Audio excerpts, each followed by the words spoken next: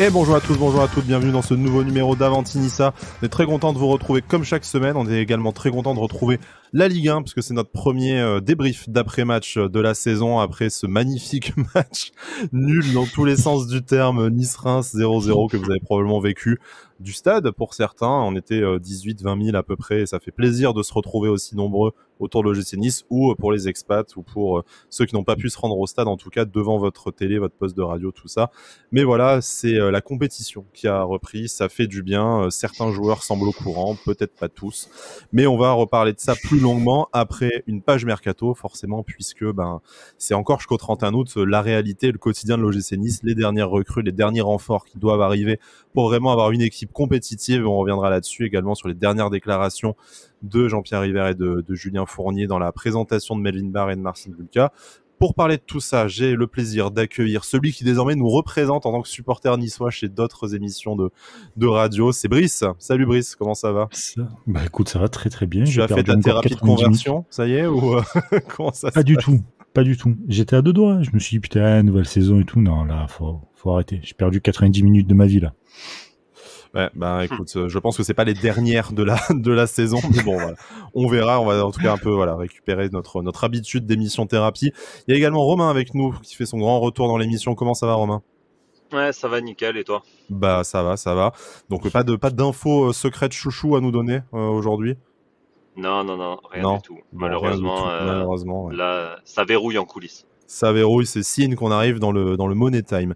Messieurs, je vous propose de commencer par le mercato, une actu assez peu chargée ce week-end. On s'attend malgré tout à des arrivées dans les prochains jours, en tout cas des noms qui vont sortir, des négociations avancées, même si la signature n'est pas toujours donnée, mais pour l'instant ça traîne quand même un peu. On va malgré tout parler de la dernière officialisation, c'est Marcin Bulka, voilà, ça avait été officialisé en toute fin de notre dernière émission, la passe décisive qui avait été faite dans notre numéro avant-match face à Reims, c'est officiel. Il a été présenté cet après-midi à la presse avec Melvin Barr, qui lui du coup a été déjà dans les petits papiers depuis un peu plus longtemps. Rapidement, parce qu'on n'avait pas le plaisir de vous avoir dans la dernière émission, mais toi, Romain, Marcin Bulka, est-ce que ça te semble être le profil qu'il fallait comme numéro 2 à l'OGC Nice cette saison ? Bah écoute, après par rapport à ce qu'on entend sur ce gardien, par rapport aux supporters parisiens, etc. Moi perso je le connaissais pas, mais c'est vrai qu'apparemment il a de grosses qualités. Aujourd'hui on a Benitez, donc on n'a pas besoin forcément de cadre pour jouer en tant que numéro 2. Mais par contre un jeune à continuer à former, à peaufiner pour peut-être la suite de Benitez, ou même peut-être prendre la place de numéro 1 comme il l'a dit je crois en conférence tout à l'heure.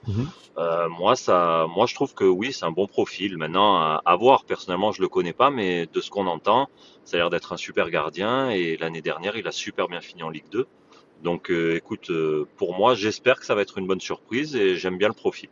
Alors prêté avec option d'achat, du coup ça on l'avait déjà dit la semaine dernière. Pour reprendre du coup ce que tu disais, ce qu'il a déclaré dans cette conférence de presse qui a eu lieu là il y a quelques minutes du coup au moment où on enregistre. Walter va commencer comme numéro 1, je suis arrivé depuis quelques jours et je veux montrer mes compétences à l'entraînement. Mon ambition est d'atteindre le meilleur niveau possible, progresser. Nice est l'endroit que j'ai choisi et pour moi c'est important d'être ici. Donc on voit qu'il se complaît pas déjà dans son rôle de numéro 2, heureusement. C'est ça. Vous me direz, oui. Mais sachant qu'il y a cette option d'achat, en plus il doit quand même montrer quelque chose, que ce soit à l'entraînement ou en compétition, parce que c'est un peu le moment où c'est un peu le moment ou jamais, lui, pour sa carrière, ça va être difficile sinon de se montrer. C'est ça, c'est sa période d'essai, quoi. Brice, je sais que tu as un peu commenté cette arrivée déjà, mais est-ce que ça t'inspire quelque chose de plus à la vue de ces déclarations ? C'est déjà, pas obligé après. Non, mais comme tu disais, il vient pas pour être le gentil numéro 2 qui va attendre son tour tranquillement. Porter les bouteilles d'eau. Voilà, tu vois, il vient avec de la motivation. Ça reste des mots, mais en tout cas, ça fait plaisir à entendre en tout cas, et ça me fait plaisir d'entendre ça parce que je trouve que Benitez s'est un peu reposé sur ses lauriers ces dernières saisons, notamment la saison dernière, et si ça peut lui foutre un petit coup de pied au cul pour retrouver un peu le Benitez que Nice avait les autres années, franchement, c'est que mieux. Parce que, comme je le disais, je le répète encore, un gardien, c'est hyper important forcément dans une équipe. Et à lui seul, ça peut te rapporter pas mal de points dans la saison. Comme Benitez a su le faire par le passé. Pas nécessairement la saison dernière, mais voilà, dans les saisons précédentes. C'est ça. Donc, il faut, pour que tu aies une équipe complète, en début, en intro, tu parlais d'équipe complète. Pour avoir une équipe complète, il te faut aussi un gardien. Et c'est très important d'avoir un gardien en forme, qui se sentent un peu menacés, donc qui se mettent des petites coupes au cul pour essayer d'être tout le temps au haut niveau. Et Galtier le dit d'ailleurs que c'est très dur le haut niveau, il en parle souvent. Donc, écoute, on verra. Comme Romain, je connais pas le gars, donc je pourrais pas dire. Mais voilà, jurisprudence, on sait jamais. Tant le mec qui peut arriver, et ça va être un crack et Benitez peut se faire sauter, ou alors juste lui pousser ce qu'il faut pour être encore un très bon gardien comme il a été les autres saisons, quoi. On verra. Écoute, je pense que, touchons du bois, qu'il ne joue pas avant forcément l'entrée en coupe. Ça voudrait dire sinon blessure de Benitez, ou alors qu'il est meilleur à l'entraînement. On verra, mais à la fois, s'il y a un peu de stabilité à ce poste-là, ça veut aussi dire qu'il y a les performances qui vont avec.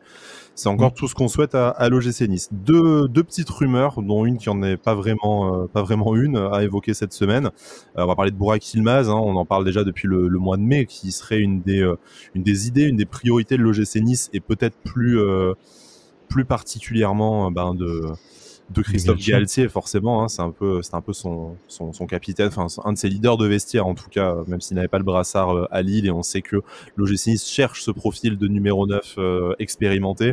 D'après le père du principal intéressé, qui a communiqué avec Radio Sport, du coup, comme son nom l'indique, une radio sportive turque, Lille ne veut définitivement pas laisser Burak partir. Nice a fait une belle offre, ils le veulent depuis le début du mercato, mais Lille ne veut pas le vendre. Le LOSC veut prolonger son contrat d'1 an. Est-ce que pour vous, on va dire 2 questions en une, est-ce que c'est une bonne idée? Et est-ce que, considérant l'investissement que ça risque d'être en salaire, en proposition contractuelle pour qu'elle soit supérieure à celle du LOSC, est-ce que pour vous, c'est vraiment la priorité et le joueur à aller chercher? Alors pour moi, sincèrement, je pense. Moi, j'aimerais vraiment avoir un profil comme ça au club, parce que c'est vrai que quand tu vois rien que pendant le Trophée des Champions, la dernière journée de championnat, le mec, il a une hargne, c'est un truc de fou. Et je pense que on a vu que Rosario, déjà, il aboyait un peu sur le terrain, et avoir un Yilmaz dans le groupe, déjà aux entraînements, etc., ça pourrait permettre à certains de se dépasser un petit peu et d'éviter de se reposer sur leur laurier, tu vois. Donc moi, personnellement, le profil me plaît, et en plus, il y en a beaucoup qui disent qu'il a fait la saison de sa vie l'année dernière. Enfin bon, là pour l'instant... s'il fait moitié la saison de sa vie chez nous, c'est quand même rentable, quoi, effectivement. Mais bien sûr, et puis il viendra pas pour remplacer Dolberg. S'il vient, c'est pour justement amener cette concurrence, parce que mine de rien, au poste d'avant-centre, il n'y a aucune concurrence quand on voit Dan Ndoye. Et même ce qu'on a, Guessant, je le vois pas concurrencer Gouiri et Dolberg. Donc aujourd'hui, voilà, il apporterait cette hargne, cette concurrence. Voilà, et dans la rotation avec les trois, on est obligé d'avoir un avant-centre vraiment confirmé quand même. Donc moi, je pense que c'est le profil, un très bon profil. Après, le profil idéal, peut-être pas, mais c'est un excellent profil. Mieux que Loïc Rémy, en tout cas. Moi personnellement je préfère, parce que le bonhomme, j'aime pas trop Loïc Rémy, mais peut-être un peu mieux dans l'exemplarité, et physiquement un peu plus fiable aussi, mais bon. Ouais, non, voilà, exactement, et puis il poste moins sur Instagram, donc il perdra moins de temps. Mais ouais, c'est pas beau. Non, c'est pas beau. On sait qu'il y a des membres de cette émission qui sont très très enclins à poster leurs photos en licorne sur Instagram. De vacances, exactement. Ouais, c'est vrai. Et puis ils font beaucoup de likes en plus. Ouais, c'est star. Mais voilà, non, pour moi c'est un excellent profil, et j'aimerais vraiment la voir au club. Moi, tu vois, je faisais partie de ceux qui pensaient qu'il avait fait la saison de sa vie, 35 ans je crois qu'il a, de mémoire, et je m'étais dit, putain, à 35 ans, te remettre dans un nouveau projet, une nouvelle ville, un nouveau club, te relancer et tout, avec la même hargne, la même intensité, ça peut être compliqué, tu vois, c'est un pari risqué. Puis, comme tu dis, comme tu vois le Trophée des Champions, quand tu vois la dernière journée de Ligue 1 contre Metz, Lille-Metz. Ouais, et c'est lui qui va chercher l'égalisation en provoquant ce but contre son camp d'Oukidja. Bien sûr, et puis il marque un but un but, enfin, c'est vraiment un but de raccro. C'est pas un beau but, c'est vraiment un but de raccro. Le mec, tu sens qu'il a faim, quoi. Donc, ouais, j'avoue que j'ai changé un peu ma vision là-dessus, où je me dis que, ouais, même s'il fait pas que des matchs à haute intensité dans la hargne et tout, le peu déjà qu'il va amener, ça sera déjà supérieur à ce qui se passe aujourd'hui à l'OGC Nice. Exactement. Donc Et ça apportera même s'il faut lâcher 2, 3, 5 millions, ça, formalité. Ouais, ok. C'est pas notre pognon, effectivement, mais... Non, mais même au-delà de ça, c'est que tu t'en fous parce que déjà, t'as quelqu'un qui connaît la Ligue 1, même s'il a fait qu'une saison, il connaît la Ligue 1. Il est apprécié par Galtier, ils se connaissent bien. Il est pas là pour venir foutre la merde en disant c'est moi le numéro 1 ou quoi. Je pense qu'il va prendre la place qu'on va lui donner et puis il va pousser comme il pousse à Lille, etc. Donc ouais, 2, 3, 4, 5 millions. Dans tous les cas, tu sais que tu vas faire une bonne affaire pour le coup. Donc il y a pas de souci là-dessus, quoi. C'est pas comme si tu prenais par exemple, c'est un exemple, hein, je dis Rosario, mais Rosario ça peut être un pari risqué comme Stengs, comme Kluivert. Tu vois, ça peut être des paris risqués. Là, c'est un pari. Franchement, tu minimises vraiment les risques, quoi. Vraiment. Puisqu'on parle de risque, il y a quand même une autre rumeur qui est sortie cette semaine qui... Lionel Messi à Nice, ouais, je sais. Bon, je voulais essayer de faire une émission sans en parler, parce que vraiment le monde entier est suspendu à l'atterrissage de cet avion. Bon, peut-être que à notre niveau, on a fait pire avec Athème, hein, donc on va pas non plus avec le vrai faux retour. Donc bon, on va peut-être pas trop la ramener, mais voilà. Athème Ben Arfa avait raison. La Ligue 1 est meilleure que la Liga, la preuve. Messi va venir. Voilà. Ouais. Visionnaire, le man. Visionnaire. Ouais, il y a surtout quand même beaucoup mieux joué en Ligue 1 qu'en Ligue 1, l'ami Athème. Bref, oui. tout ça pour dire, deuxième rumeur, ça serait j'ai envie d'appeler ça la magique Fournier. Enfin, c'est ce qui, je pense que le mec suffoque s'il nous fait pas le coup chaque été. C'est le prêt du joueur à relancer. Au fond du trou de sa carrière, et là cette fois c'est d'après Sport, du coup la presse catalane, c'est Samuel Umtiti qui aurait reçu une offre de prêt, en tout cas le Barça aurait reçu une offre de prêt pour Samuel Umtiti de la part de Beşiktaş de Monaco, mais également de l'OGC Nice. Bien sûr, pour ça qu'on en parle dans Avantinissa. Est-ce que pour vous c'est une bonne idée? Donc bon, je pense qu'il ne s'agit pas de critiquer ou de débattre du niveau en prime de Samuel Umtiti, parce que je pense que ça serait inespéré pour Nice d'avoir la moitié du défenseur qu'il était, ne serait-ce que ça. Mais aujourd'hui, après ces 3 ans compliqués depuis la Coupe du Monde 2018, où il a quand même sacrifié son genou pour apporter cette deuxième étoile à l'équipe de France, est-ce que pour vous, s'encombrer d'un gros salaire, même si on n'en prend en charge que la moitié, de compter sur un Samuel Umtiti pour combler notre lacune en défense centrale, est-ce que c'est la bonne idée, ou est-ce que c'est un peu le syndrome Ronny Lopez, c'est maintenant ça suffit, il nous faut quand même un peu de certitude et un peu moins de paris? Brice, je te laisse la parole. Chacun son tour. C'est pas beau, hein, ça peut pas se mouiller. Non, sincèrement, je pense que c'est une très mauvaise idée pour moi de prendre Samuel Umtiti. Alors c'est beau, ça fait rêver, 2018, le Barça, tout ce que tu veux, ça fait rêver. Aujourd'hui, tu as quand même une défense plutôt bonne. Dante, Todibo, tu as un gars comme Dani qui commence à pousser derrière, et on l'a vu l'année dernière où normalement il aurait même pas dû être dans l'équipe première. C'était il avait été recruté pour l'équipe réserve, mais il a fait plusieurs apparitions, et de très bonnes apparitions en équipe première et tout. Tu vas mettre un Umtiti à la place de qui? Parce que le mec, s'il vient, à mon avis, c'est pour être numéro 1, il quitte pas le Barça pour... je te dirais bien à la place de Stanley Nsoki, numériquement. Après, est-ce que je veux pas que tu pleures, mais... mais je suis d'accord, mais c'est impossible. Potentiellement à la place en plus de Robson Bambou, numériquement, qui est censé nous quitter d'ici la fin du mercato, même si c'est pas évident pour l'instant de lui trouver une porte de sortie. Déjà, c'est pas évident. De deux, tu vas te retrouver avec des joueurs mécontents. Tu vas te retrouver peut-être avec un mec qui a un putain de statut, parce qu'il quoi qu'il en soit, il a quand même un statut et c'est à respecter. Je pense pas qu'il vienne pour être le numéro 3 ou le numéro 4 de cette hiérarchie. S'il vient, c'est pour être numéro 1, je pense. Et je ne vois pas Nice mettre Dante de côté, à moins qu'il arrive mal finalement à enchaîner, pourquoi pas. Ou alors mettre Todibo qu'on a acheté, on a levé l'option d'achat et tout pour mettre Umtiti à la place. franchement, j'arrive pas à voir, sans déconner. Je comprends pas cette. Tu irais plutôt sur un jeune prospect, toi, du coup, s'il faut prendre un quatrième. Si suite Ah, au départ de Bambou, il faut prendre un nouveau défenseur central. ouais, pas forcément un jeune prospect, mais un mec Un mec interchangeable qui a pas de statut, quoi. qui a pas forcément de statut, mais qui est bon. Tu vois, par exemple, c'est un truc tout con, mais une sorte d'Alvaro à Marseille.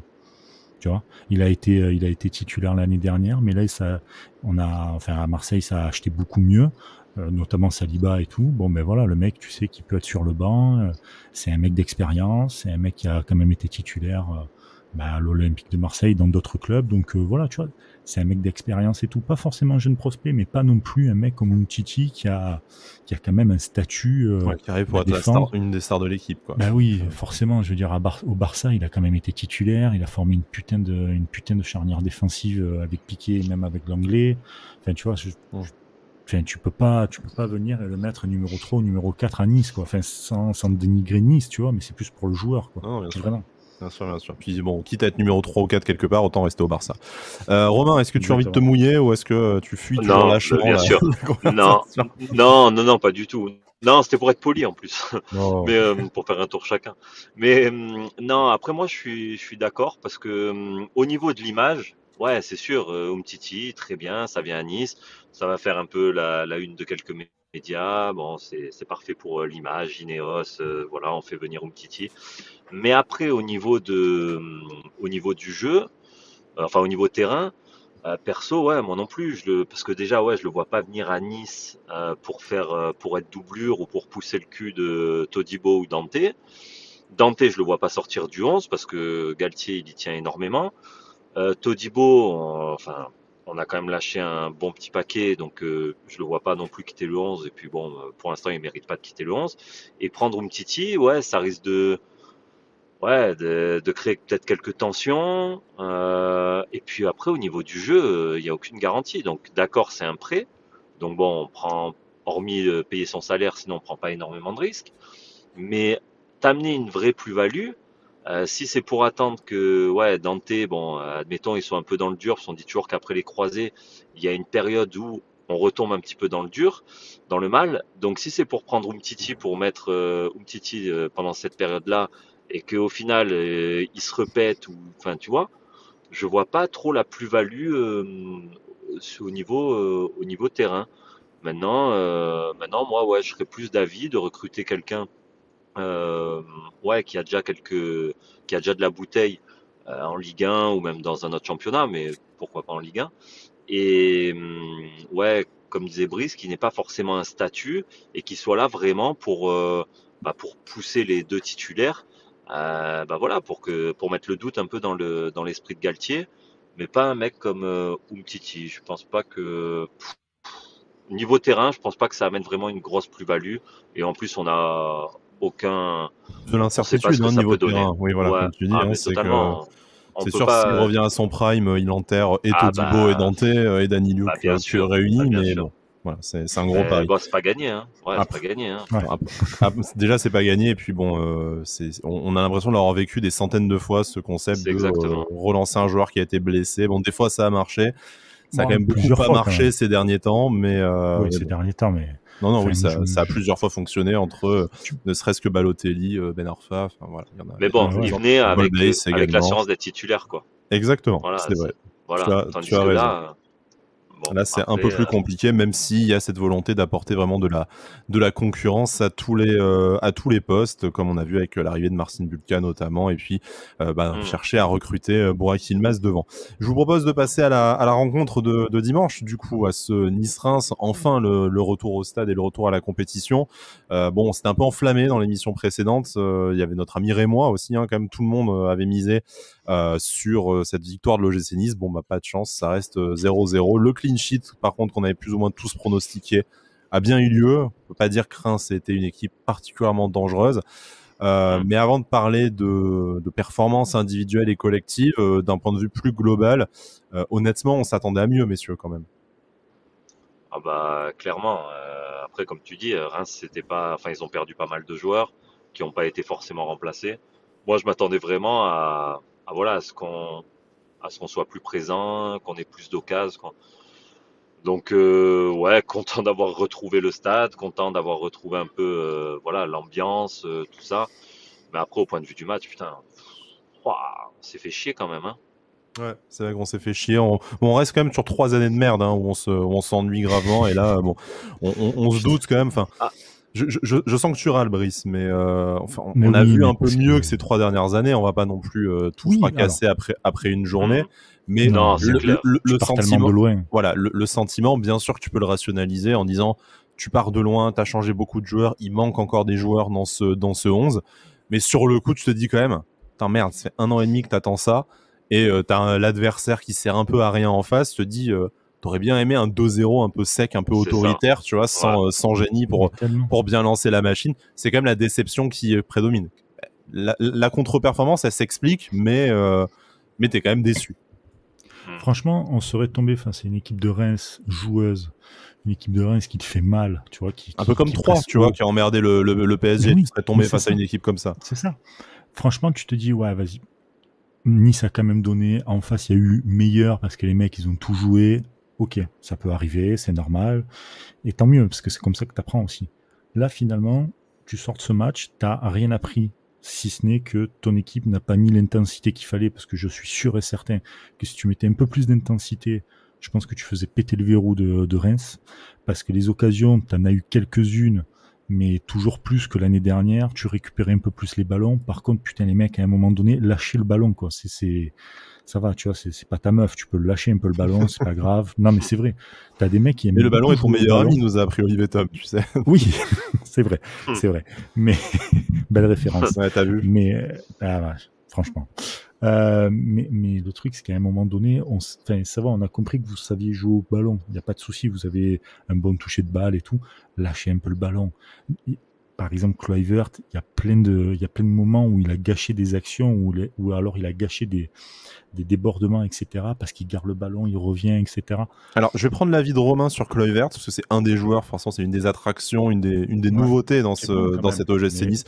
Voilà, alors, qui est bon, qui certes a un peu plus gardé le ballon. Est-ce que selon toi, Romain, ça peut pas s'expliquer par le fait que c'est aussi quand même un joueur à relancer, qui est en manque de confiance, il a peut-être aussi besoin de toucher ce ballon, en plus du fait qu'il ne connaît pas nécessairement non plus ses coéquipiers, mais est-ce que Kluivert, là, qui vient de débarquer dans une nouvelle équipe après une ou deux saisons galères, tu peux vraiment en Hmm. espérer beaucoup plus dans les premières semaines? Ouais, après, moi, c'est sûr, j'en attendais plus. Après, avec un peu de recul, tu te dis que bon, le mec, mine de rien, il est arrivé bon un peu sur le tard. Il est arrivé aux moitiés de Divonne. Après, son jeu, oui, c'est de percuter. Après, il faut qu'il prenne un peu ses repères. Donc oui, j'en attendais plus. Mais après, je vais pas, enfin voilà, je vais pas l'enterrer. Mais Non, surtout pas mais après un par contre, match, hein, c'est pas le. non, non, voilà, c'est clair. Mais après, bien sûr que je pense que tout le stade en attendait un peu plus. Mais mais après, bon, bah sur son match, il a bien joué de la 30e à la 45e. Et après, c'est vrai il a disparu des radars. Mais bon, ça me fait pas trop de soucis. Je pense qu'après, il va être avec les Dolberg qui connaît très bien, Stengs, Rosario. Enfin voilà, je pense il va trouver ses repères et je pense qu'il va être prêt contre Marseille à tout péter. Bon, il serait temps, et c'est aussi le jour où on devrait, enfin le match où on devrait récupérer Calvin Stengs. On sent que Aussi. ça a un peu manqué pour rester sur le front de l'attaque, et peut-être le côté déception de cette rencontre. Moi, j'ai senti, bon, Dolberg, Brice dirait que je l'excuse systématiquement, mais bon, Dolberg, il était clairement à court de forme physiquement. Mm. Il rentre en fin de match. Je trouve qu'il a apporté un peu de liant dans l'animation par sa supériorité technique par rapport à Dan Ndoye, et on espère qu'il va pas s'arrêter là, qu'il va monter en puissance dans les prochaines semaines, et également, comme tu disais, qu'il va trouver un peu des repères avec des joueurs qu'il connaît bien, en tout cas de la même école de football que lui. Par contre, pour le reste de l'attaque, loin de moi l'idée de fracasser des jeunes joueurs qui sont à une place où ils ne devraient pas nécessairement être. Dan Ndoye, c'est quand même extrêmement compliqué. C'est vraiment volontaire, et je pense qu'on peut mettre à son crédit qu'il a réussi à provoquer un peu des ouvertures et de l'animation, mais pas mais par contre, c'est un peu compliqué techniquement, je pense. Et à l'inverse, d'Acuna, on sent que c'est largement supérieur physiquement, mais le gap, enfin supérieur techniquement, mais le gap physiquement avec la Super League Ouais, c'est suisse, ça. le pauvre, enfin, t'avais l'impression d'avoir un enfant en face de 2-3 molosses rémois, et ça a été, il a passé une après-midi assez compliquée. Mais c'est sûr. C'est sûr. Après Dan Ndoye, enfin moi j'ai bien aimé parce que j'aime bien moi les joueurs comme ça avec de l'engagement, ils donnent tout, hein. Après ça on peut pas lui reprocher, hein. Non, tu peux pas lui reprocher. Mais Moi, il me fait vraiment penser à Pléa plus jeune. La question, oui, c'est oui exactement. est-ce que tu as le C'est- même temps, c'est-à-dire est-ce que tu as la possibilité d'attendre 3-4 ans, comme tu as fait avec Pléa, de l'aligner à tous les matchs, même quand il t'a coûté certaines victoires, en espérant qu'il se développe comme lui et qu'il explose, ou est-ce qu'aujourd'hui, le projet, enfin, l'OGC Nice n'a plus ce même luxe, Non. et enfin, pour son développement, c'est mieux qu'il soit prêté plutôt qu'il soit le 3e ou le 4e attaquant, et qu'en fait, il se contente de bouts de match et que ça le fasse jamais vraiment corriger ces quelques défauts qu'il a actuellement. Ah bah là clairement il aura pas le même temps de jeu que Pléa a pu avoir ou la même patience qu'on a pu avoir avec Pléa parce que les exigences du club ont changé. Donc forcément, il va falloir grandir un peu plus vite. Mais par contre, voilà, moi c'est un mec, vraiment ça me dérangerait pas, tu vois, de le voir aller dans le dernier quart d'heure Comme à il a fait se en battre Europa sur tous League les la saison ballons. dernière, et où il avait plutôt performé dans ce rôle en plus. Voilà, mais oui, en plus, il a marqué quelques buts et tout. Non, il peut vraiment faire des choses, tu vois, dans le dernier quart d'heure pour pouvoir, parce que comme Galtier, il aime bien le pressing, etc., pour pouvoir continuer ce pressing dans le dernier quart d'heure, là où on s'essouffle un petit peu, voilà, redonner un, un coup de boost à l'équipe. Moi, je pense que le prêter, ouais, je suis mitigé, voilà, je suis mitigé parce que moi, je serais content de l'avoir encore, enfin de l'avoir dans l'effectif pour apporter justement cette envie en fin de match. Mais après, c'est vrai que pour que lui grandisse, il lui faudrait peut-être un peu plus de temps de jeu. Donc c'est pour ça, je suis mitigé. Vraiment, je suis mitigé là-dessus. Brice, est-ce que tu as un avis sur nos amis d'Acuna, Ndoye, ou est-ce qu'on passe directement à la sec générale sur Pablo Rosario? Alors, pour Pablo Rosario, je ne participerai pas, sachant qu'il a pris Non. la place de Morgan. Je ne peux pas. Déontologiquement parlant, ce n'est pas possible. Tu y viendras comme tout le monde. Non, ça va aller, merci. Rosario, non, voyons. Arrêtons un peu. Il y a trop de hype autour de lui, ça va être un flop. Non, je déconne, j'en sais rien. Non, mais pour D'Acuna et Ndoye, voilà, c'est juste qu'il leur faut du temps de jeu, il faut qu'ils s'aguerrissent, et ça ne se fait pas en quelques matchs.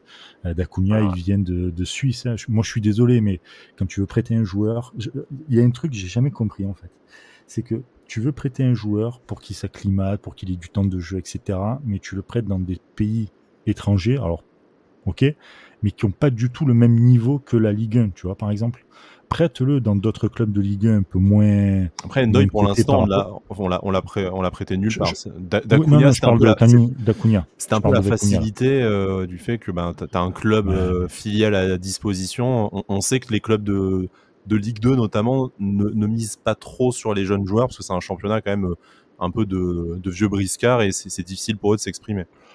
T'en as quelques-uns qui peuvent être prêtés, tu peux faire des ponts, tu peux essayer de créer des trucs. Je comprends pas. En fait, là, on reprend un joueur qui, en plus de ça, foncièrement est très bon, je trouve. Mais ouais, il s'est fait manger contre pas mal de joueurs de Reims, tu vois. Mais parce que pendant un an, il est allé à Lausanne et que, bon, ben voilà, cool. Enfin, il n'y a pas de niveau. Enfin, c'est pas qu'il n'y a pas de niveau, mais l'intensité de la Ligue 1 n'est pas la même en Suisse, tu vois. Donc là, tu vois que on perd un peu de temps avec ce joueur-là, mais c'est pas grave. Je pense qu'il faut. On en parlait un peu en off de formation, de post-formation, etc. Voilà, il faut du temps, il faut commencer à former. On a la chance d'avoir un gars comme Galtier qui peut un peu redresser la barre et tout. Donc il faut attendre. Et pour Dan Ndoye, c'est pareil. Tu peux pas avoir que des cracks, tu peux pas avoir que des mecs qui. La question, c'est est-ce que tu peux te permettre d'attendre avec lui dans ton effectif toute la saison? Oui. Ou est-ce que c'est plus profitable pour tout le monde d'essayer de trouver ce club qui joue le maintien en Ligue 1 ou qui joue la montée en Ligue 2 qui va lui offrir la possibilité de jouer 20, 25, 30 matchs? Non, mais il faut les garder. Il y a forcément des matchs où tu auras ton équipe qui sera un peu moins bien. Tu vas avoir un Dolberg ou un Gouiri, par exemple, je parle pour Dan Endoy. Comme par hasard Dolberg en premier.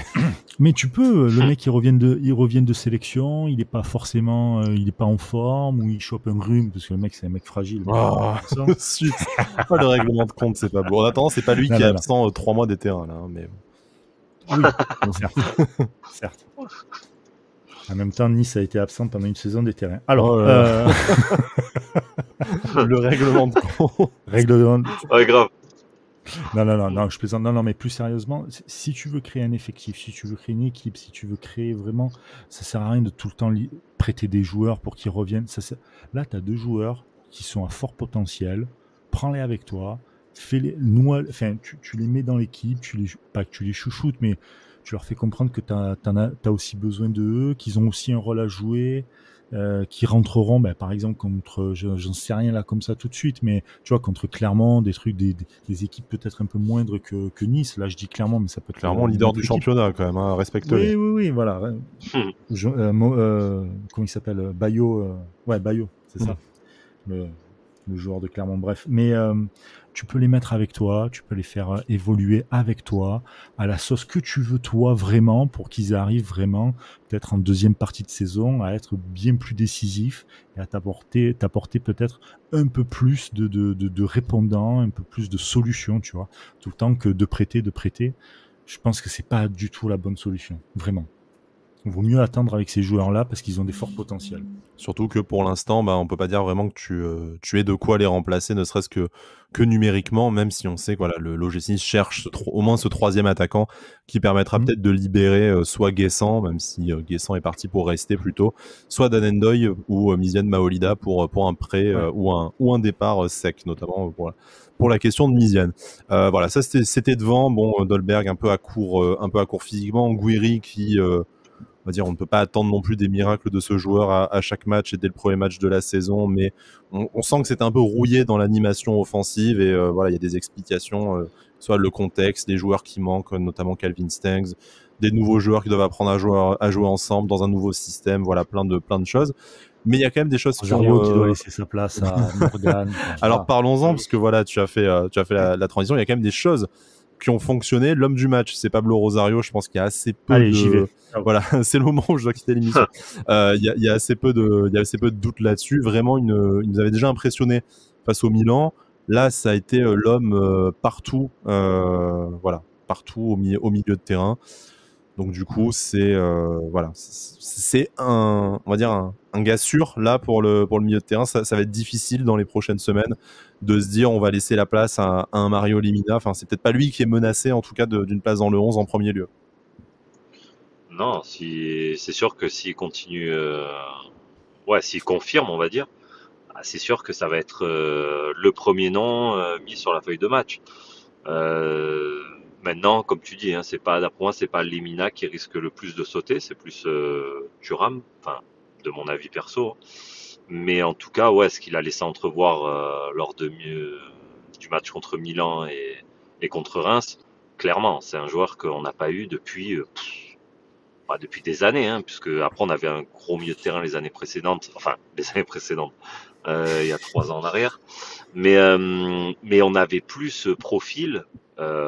Franchement, je ne saurais même plus te dire depuis quand on a plus ce profil. J'allais te dire le dernier. Est-ce que c'est pas Digard un peu le dernier profil aboyeur et dur sur l'homme comme ça. Il y avait un peu Papy Mendy dans un registre différent, mais qui en a imposé pas par la taille, mais par son activité au milieu de terrain. Mais oui, enfin, on remonte loin du coup quand même. Ouais, non, voilà, c'est ça. Faut remonter super loin. Et je pense que pour nous supporters et surtout pour l'OGC Nice dans le jeu, c'est clair que Rosario, pour l'instant, c'est la bonne pioche. Maintenant, ça fait 2 matchs, voilà. Mais c'est vrai que moi je me suis quand même bien enflammé pendant les 90 minutes sur lui. Maintenant, j'espère que ça va perdurer et puis et voilà, ça peut être que bénéfique pour nous en tout cas. Bon, Brice, tu boudes, on a bien compris sur ce sujet, tu ne souhaites pas t'exprimer. Tu nourris encore l'espoir qu'on te donne le maillot de Schneiderlin. Mais dis-toi que si jamais Bada récupère un maillot de Rosario, il pourra t'abandonner son maillot de Schneiderlin. Donc quelque part, ça peut te profiter cette situation.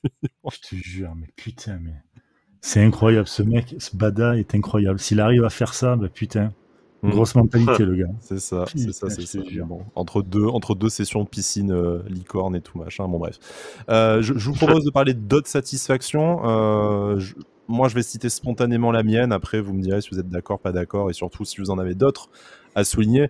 Je sens qu'il va y avoir quelques poils qui vont se hérisser. Moi, j'ai bien apprécié le match de Youssef Attal, qui, même s'il n'a pas gommé, Mais comme toi. c'est même s'il n'a pas, on sera deux au moins du coup, s'il n'a pas gommé tous ses défauts, notamment le fait que le ballon est son meilleur ami, hein, comme on disait tout à l'heure, au moins on sent que le joueur a appris à défendre et vraiment il l'a fait assez bien. Il avait certes peut-être pas le plus gros client de Ligue 1 en face de lui, mais il a vraiment bien verrouillé son couloir et on sent qu'il a adopté, il en a parlé en interview également, un peu plus ce poste de latéral et avec cette primauté à la défense.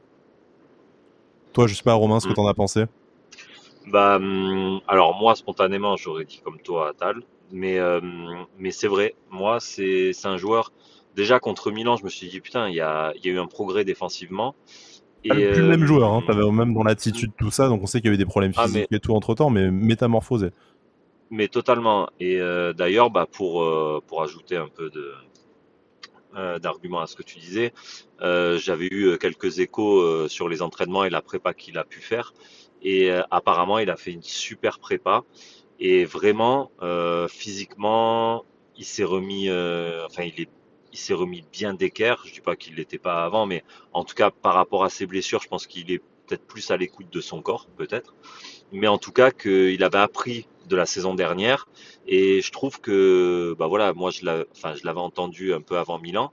Et là, sur les deux premiers matchs que j'ai vus de Attal, j'ai l'impression que vraiment, ouais, c'est plus le même joueur et que, mine de rien, la saison galère qu'il a vécue l'année dernière, je pense que ça a dû lui apprendre un petit peu. Et comme tu dis, défensivement, bah ouais, agréablement surpris, quoi. C'est vrai que, enfin, on va en avoir besoin, hein. On sait qu'avec des ailiers, que ce soit Kluivert ou Stengs, ils vont quand même être particulièrement offensifs, qui vont également aussi repiquer beaucoup dans l'axe, hein, puisqu'on a cette tactique avec le faux pied. Il va y avoir vraiment une importance pour ces joueurs de couloir. Et Youssef Attal, ça fait maintenant, il va entamer sa 4e saison à Nice. On attend de revoir celui de la première saison et qui mette ses soucis physiques derrière lui. Donc on espère que c'est pour cette fois. Après, on a une doublure avec Jordan Lotomba qui peut faire l'affaire, qui est plus jeune et qui est déjà au niveau international dans un profil différent, mais à voir. Par contre, de l'autre côté, je vais un peu m'inscrire en faux parce que c'est pas forcément un avis que je partage, mais que ce soit au stade ou à la maison d'ailleurs et sur les réseaux sociaux, je sais que Hassan Kamara commence vraiment à avoir mauvaise presse. Est-ce que pour toi, c'est justifié? Est-ce que c'est lui le maillon faible de l'équipe, ou est-ce qu'il apporte quand même quelque chose, notamment par son volume de jeu, son activité, qui est vraiment indispensable à l'équipe? Après, malheureusement, Hassan Kamara, ouais, il apporte par son envie, ouais, ses courses à répétition, mais au final, c'est un zéro pointé, quoi. Pas par sa qualité de centre, ça je te l'accorde, hein, j'essaierai pas de Non, vous vendre, mais on dirait que tout ce qu'il fait, c'est gâché, en fait. Donc, on va retenir le mauvais, mais parce que ce qu'il fait, ouais, il met de l'envie, il met tout ce qu'on veut, mais putain, techniquement, pouah, moi, c'est vraiment là-dessus que vraiment, ouais, je suis déçu ouais, enfin déçu. Ouais, oui, je suis déçu par le joueur et depuis un certain temps, même l'année dernière, parce que ouais, certes, il apporte son envie, mais au final, ça rime à rien, quoi, parce que bah, offensivement, ça apporte pas grand-chose. Et défensivement, ouais, il va revenir sur le mec, il va tacler, ouais. Mais il bon, a quand même rarement offensivement, été c'est pris à défaut oui, défensivement, ouais. je trouve. Bon, peut-être face au plus gros Ouais, client mais bon, du championnat, et c'est clairement pas un joueur que tu as dans un 11 top 3 de Ligue 1, mais à la fois, enfin, quand tu vois même la difficulté qu'ont les plus gros clubs pour la question d'un latéral, est-ce qu'avec les moyens de Nice aujourd'hui, à moins de lâcher 15 millions sur un top joueur européen, est-ce que tu peux vraiment te permettre d'avoir mieux? Et est-ce qu'en fait, avec Melvin Barr, t'as pas apporté aussi la concurrence et la possibilité de le laisser souffler, parce qu'on sait qu'il a un jeu qui se repose aussi beaucoup sur ouais. son physique, qui vont un peu lui permettre de s'améliorer. Bah écoute, moi en tout cas, je l'espère. Et après, pour répondre à ta question, certes, répondre à ce que tu as dit, certes, il n'est pas souvent pris à défaut défensivement, mais bon, Camara, tu l'as pris à la base aussi pour bouffer les espaces, pour apporter une plus-value offensive. Et malheureusement, ouais, sur la plus-value offensive, putain, c'est malheureux, mais bon, c'est trop rare, quoi. L'impact qu'il donne offensivement, c'est trop rare par rapport à ce qu'on attend de lui. Et moi, je suis un peu déçu par rapport à ça. Après, si on peut avoir mieux, je sais pas, parce que je Sûrement pourrais pas pas cet te été, dire, hein. mais A je pense priori, maintenant que Melvin Barr est non, non, arrivé, non, non, non. on Ah non, part non, avec ça ça. c'est clair. Mais moi, je suis content que le petit Melvin il est signé parce que je pense que ça peut apporter une bonne concurrence. Et de ce que j'ai vu, il a, enfin à Lyon, hein, mais il a une bonne patte gauche et je pense que ça, ouais, ça peut amener une émulsion positive. Bon, de toute façon, le maître mot, et c'est ce que a dit Christophe Galtier, c'est ce qu'essaye de dire Julien Fournier aussi de plus en plus, même si on sent que ça lui arrache un peu la bouche. C'est vraiment cette concurrence à tous les niveaux, professionnaliser un peu tout le monde pour que le groupe se tire collectivement et individuellement vers le haut. Il manque encore quelques joueurs, hein. On sait que Julien Fournier nous a dit que c'est le mercato. S'il se terminait là, il serait très content. Bon, nous nettement moins, mais voilà, on arrive vraiment dans les derniers ajustements. Peut-être qu'il manque pas grand monde dans le 11. Je pense qu'on peut s'accorder Non, là-dessus non, que le 11, c'est on à est peu près d'accord. parti. Maintenant, sur le groupe de 16 qui va jouer un peu tous les matchs avec les changements, le turnover, les blessures, voilà, sur une espèce de groupe de 16-18, il manque peut-être encore un ou deux joueurs, pas quantitativement, mais qualitativement. On sait que voilà, Qualitativement, là. selon s'il y a des parts de Miziane, de Robson Bambou, éventuellement de Kefren Turam, si la vente à Francfort se fait, même si pour l'instant c'était pas trop dans les tuyaux, plus trop dans les tuyaux. On verra bien. Écoute Romain, je te remercie d'avoir participé à cette émission, d'avoir remplacé nos titulaires au pied levé. On s'est promis en off que d'ici la fin du mercato, ou peut-être pour la fin du mercato, on ferait une émission un peu plus globale sur la formation, parce que c'est un sujet que tu connais bien, la formation à l'OGC Nice, et sur la stratégie que le club a suivi pendant ce mercato, mais peut-être qu'on attend que ce soit fini, histoire de pas se faire invalider par une recrue de dernière minute et une soirée d'anthologie le 31 août à minuit moins une, comme on a l'habitude de le faire. Romain, merci. En tout cas, tu reviens quand tu veux dans l'émission. Il n'y a pas de souci, merci à toi, merci à Brice. Et on remercie également Brice. On vous remercie également, chers auditeurs, chères auditrices, de votre fidélité. On se retrouve très vite puisque le prochain match arrive rapidement. Ça sera un déplacement à Lille. Déjà un gros morceau du championnat. Le retour au stade se fera pour Marseille le 22 août. Mais d'ici là, restez bien connectés à vos réseaux sociaux, aux réseaux sociaux d'Avantinissa, mais également de toute la communauté OGC Nice. Et puis à nos émissions, vous savez que vous pouvez retrouver sur Apple Podcasts, sur Deezer, sur Spotify, sur YouTube. Bref, c'est vous qui choisissez la plateforme d'écoute. D'ici là, Issa Nissa.